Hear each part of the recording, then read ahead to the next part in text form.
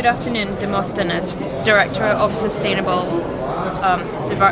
Environment Sustainability from AES Brazil. The next draft text indicates a request of modalities and procedures to overcome non-permanence issues, such as CDM forestry credits in the market already.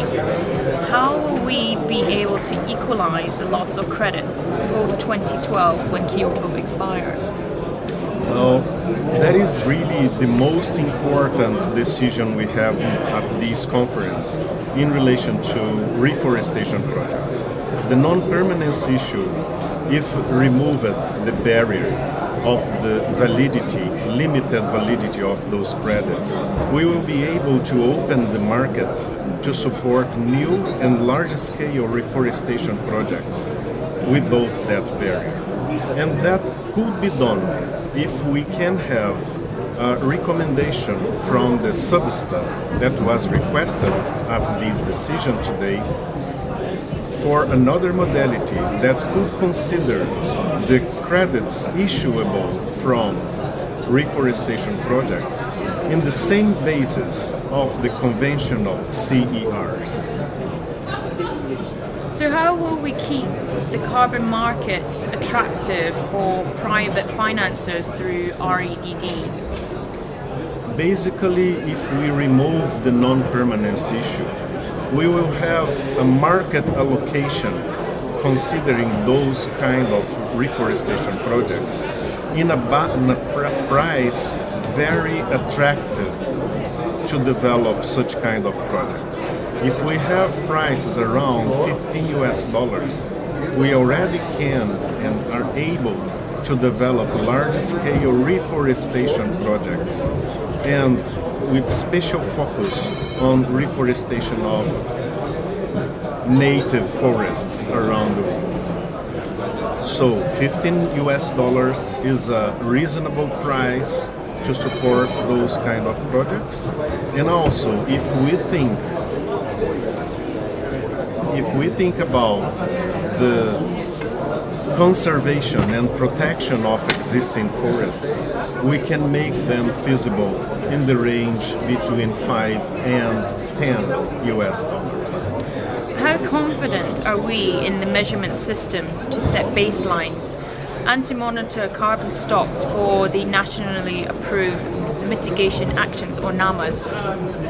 We already have today very effective systems and technologies to support such kind of measurements and monitoring of the carbon stocks.